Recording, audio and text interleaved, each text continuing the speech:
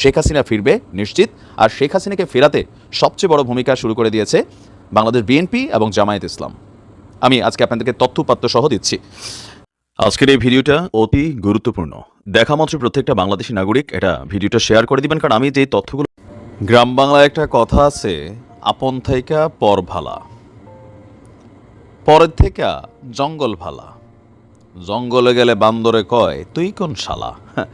বাংলাদেশের প্রেক্ষাপটে পরিস্থিতিটা ঠিক এমনই হয়ে যাচ্ছে যে ক্ষমতাকে কেন্দ্র করে বাংলাদেশ আওয়ামী লীগ সরকার একটা লম্বা সময়ের মধ্যে ফেসিস্ট একটা রূপে চলে গিয়েছিল। তো সেই সরকার পতনের পর এখন যে বাংলাদেশের স্বপ্ন আমরা দেখছি বা সবাই দেখছে যে একটা বাংলাদেশ হবে, এখানে রাজনীতিটা হবে ভিন্ন রকম, মানুষের সম্পর্কগুলো থাকবে ভিন্ন রকম, ক্ষমতাকে কেন্দ্র করে আমার দলটা ভারী, আমরা অন্যদের উপর ঝাঁপাই পড়ব, যারা একটু দুর্বল দল তাদেরকে আমরা মাঠে নামতে দিব না। তো এই কাজগুলোই তো আওয়ামী লীগ এত বছর করে গেছে। আর ক্ষমতা থেকে 16-17 বছর দূরে থাকার পরেও আসলে আমরা কতটুকু শুধরাইছি? আসলে বিএনপি এবং জামাত সরকার ক্ষমতায় আসার পর বাংলাদেশ কি যেই কল্পিত বা চিন্তা চেতনায় আমরা যেদিকে যেতে চাচ্ছি সেদিকে যাব নাকি যাব না? এখন আজকে যে ঘটনাটা ঘটেছে বা এতদিন যাবৎ বিচ্ছিন্ন যতগুলো ঘটনা ঘটছে, প্রত্যেকটা ঘটনা একটা বার্তা দিচ্ছে শেখ হাসিনা ফিরবে নিশ্চিত। আর শেখ হাসিনাকে ফেরাতে সবচেয়ে বড় ভূমিকা শুরু করে দিয়েছে বাংলাদেশ বিএনপি এবং জামায়াত ইসলাম। আমি আজকে আপনাদেরকে তথ্যপাত্র সহ দিচ্ছি। গাইবান্ধায় আজকে যে ঘটনা ঘটেছে, গাইবান্ধার শাহঘাটা উপজেলায় একটা ইসলামী জলসাকে কেন্দ্র করে বিএনপি এবং জামায়াতের নেতাকর্মীদের মধ্যে ব্যাপক সংঘর্ষের ঘটনা ঘটেছে। আর এতে উভয় পক্ষের 10 জন লোক তারা আহত হয়েছেন। আহতদের মধ্যে 6 জনের অবস্থা খুবই গুরুতর অবস্থায় আছে। দুপুরে শাহঘাটা বাজারে এই সংঘর্ষের ঘটনা ঘটে। আহতদের মধ্যে গুরুতর অবস্থায় 6 জনকে বগুড়া শহীদ জিয়াউর রহমান মেডিকেল কলেজ হাসপাতালে এবং গাইবান্ধা সদর হাসপাতালে ভর্তি করা হয়েছে। তো কেনিয়া ঘটনা, ঘুরিদহ ইউনিয়নের সর্দারপাড়া এলাকায় একটি ইসলামী জলসার আয়োজন করে বিএনপি, যেখানে গাইবান্ধা জেলা বিএনপির সহসভাপতি নাহিদুজ্জামান নিশাদকে প্রধান অতিথি করা হয়। এই অনুষ্ঠানটি আগামী 29শে ডিসেম্বর অনুষ্ঠিত হওয়ার কথা। তবে জামাত সমর্থিত আব্দুল আজিজ একই এলাকায় আরেকটি ইসলামী জলসার আয়োজন করেন 26শে ডিসেম্বর। ওই জলসাতেও নাহিদুজ্জামান নিশাদ নামক বিএনপির যেই নেতা আছেন তাকেই প্রধান অতিথি করা হলে কিন্তু বিএনপির বাকি নেতাদেরকে সেখানে অতিথি করা হয়নি। এই ঘটনায় দুই পক্ষের মধ্যে উত্তেজনার সৃষ্টি হয়।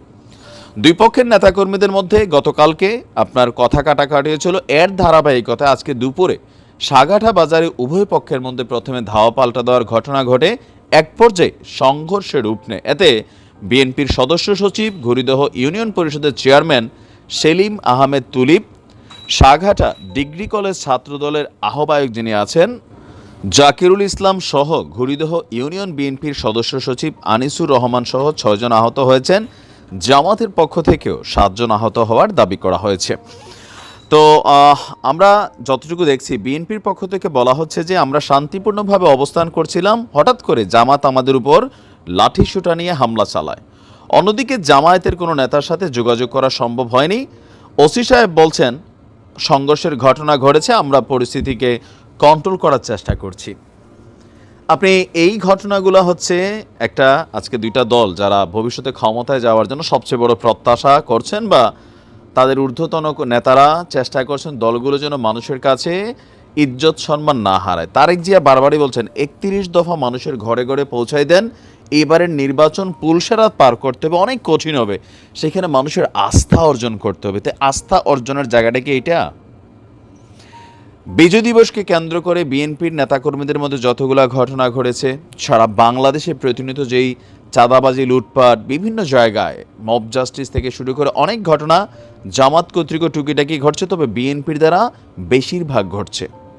এখন এই ঘটনাগুলো যদি কন্টিনিউ থাকে, এই ঘটনাগুলো যদি চলমান থাকে, এতে সবচেয়ে বেশি ফায়দা কে পাচ্ছে? মানুষের মানসপটে একটা ভাবনা চলে আসছে, ভাই আগেই তো মনে হয় ভালো ছিলাম, আওয়ামী লীগ তো এগুলাই করতো, তো বিএনপি আইসা যে 17 বছর পরে ভালো কিছু করবে এটার কি নমুনা দেখা যাচ্ছে? বা জামাত ইসলাম আসলো যে বাংলাদেশে ভালো কিছু হবে, এটার কি নমুনা দেখা যাচ্ছে? যে চোখ বন্ধ করে এতদিন ক্ষমতায় না থাকার পরে একদম পরিশুদ্ধ রূপে নেতাকর্মীরা পরিবর্তন হয়েছে, দলের হাইকমান্ড পরিবর্তন হয়েছে, অনেক সুন্দর সুন্দর সিদ্ধান্ত নিচ্ছেন, দলের নেতাকর্মীদের বিরুদ্ধে পর্যন্ত মামলা দায়ের করছেন, কিন্তু লোকাল এরিয়াগুলোতে, গ্রামে গঞ্জে ইউনিয়নে এই জিনিসগুলো কি হচ্ছে না।